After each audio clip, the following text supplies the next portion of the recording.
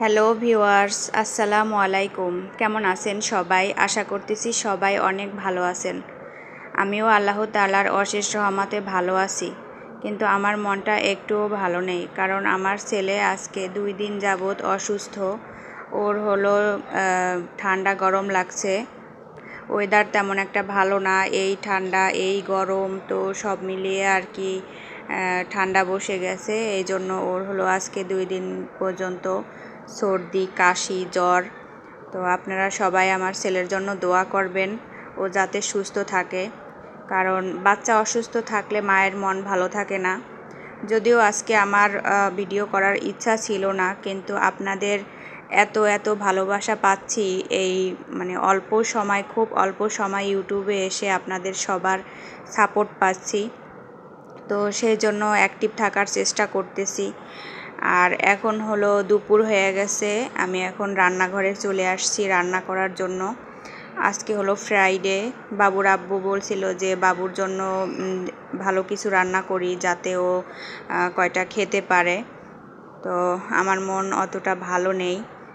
সবাই আমার ভিডিওটি শেষ পর্যন্ত দেখবেন এবং আমার চ্যানেলকে সাবস্ক্রাইব করবেন, লাইক করবেন, কমেন্ট করবেন।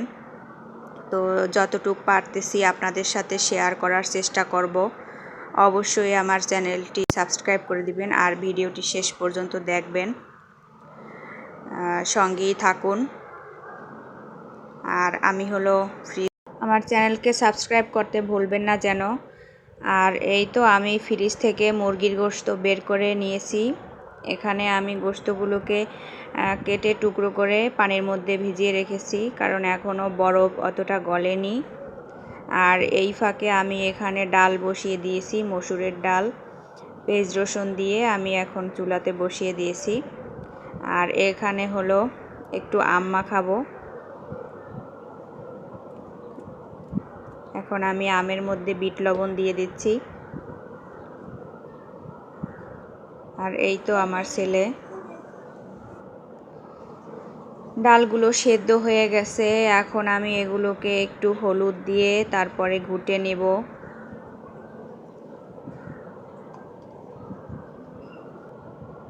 এখানে আমি ডাল রান্নার পানি দিয়েছি আর দিয়ে দেব আম। আজকে আমি আম ডাল রান্না করব, সেজন্য আমি ফালি করে আম নিয়েছি আর নিয়েছি কাঁচা মরিচ। এখন আমি এগুলোকে ডালের মধ্যে দিয়ে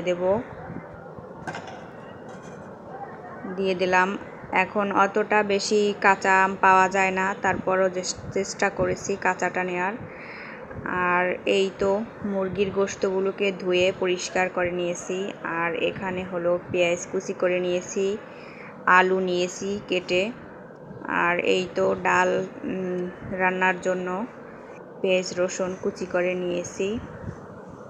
ডালটা আমার হয়ে গেছে, আমগুলো সিদ্ধ হয়েছে। এখন আমি ডালটাকে বাগার দেব, ফোড়ন বলে, ফোড়ন দেওয়ার জন্য আমি এখানে পেঁয়াজ তারপরে রসুন এগুলোকে ভালোভাবে ভেজে নিয়েছি। এখন আমি ডালটা ছেড়ে দিলাম।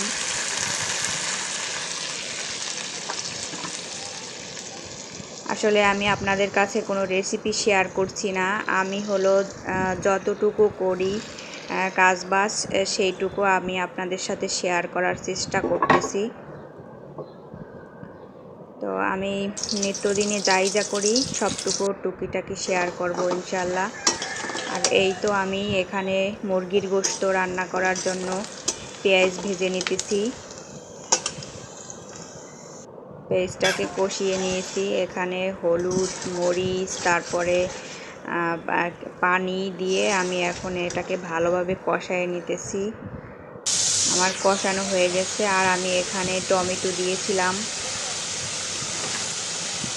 সুন্দর একটা কালার এসেছে। এবার আমি সব গোটা মশলাগুলো দিয়ে দিলাম।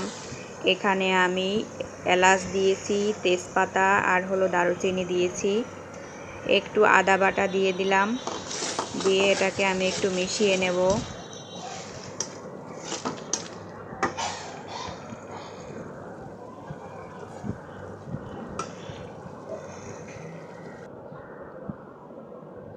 মিশিয়ে নিতেছি, লবণ দিয়ে দিলাম।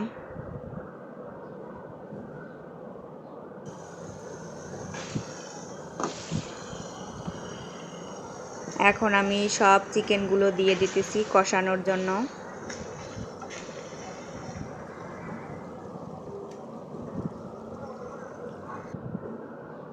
চিকেনগুলো দেয়া হয়ে গেছে আমার, এখন আমি এগুলোকে কষিয়ে নিতেছি।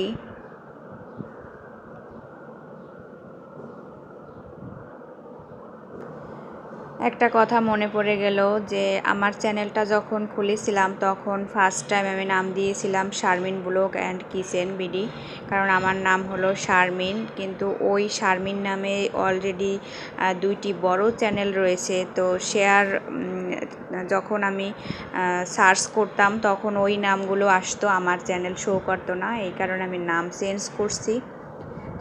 এরপরে আমি Sharmin blog and kitchen BD change করে রাখলাম বাংলাদেশি ব্লগার শারমিন, কিন্তু ওই নামে দেখতেছি যে বড় একটা চ্যানেল আসে, উনি বড় একজন ইউটিউবার, তিনি হলেন বাংলাদেশি ব্লগার মম হীরা। এরপরে আমি দেখতেছি যে তার নাম কেন আসে, তার নাম তো হীরা, আমার নাম শারমিন। এরপরে আমি তার ডিসক্রিপশন বক্সে ঢুকে দেখতেছি যে তার নামও শারমিন হীরা, তো এই জন্য আমার চ্যানেল শো করতেছিল। এরপরে হলো আমি দেখতেছি যে মানে ওই সময় সবেমাত্র চেঞ্জ করছি তাই হয়তো সার্চে আসতেছিল না। পরে দেখলাম যে বাংলাদেশি ব্লগার ইভা লেখলে আমার চ্যানেল আসে, আমি তারপর শারমিন কেটে দিয়ে বাংলাদেশি ব্লগার ইভা রাখলাম।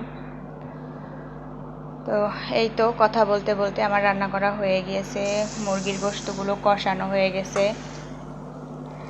এখন আমি পানি দিয়ে দিলাম, সাথে আলু দিয়েও কষাইয়ে নিয়েছি। এখন আমি রান্নার পানি দিয়ে দিলাম।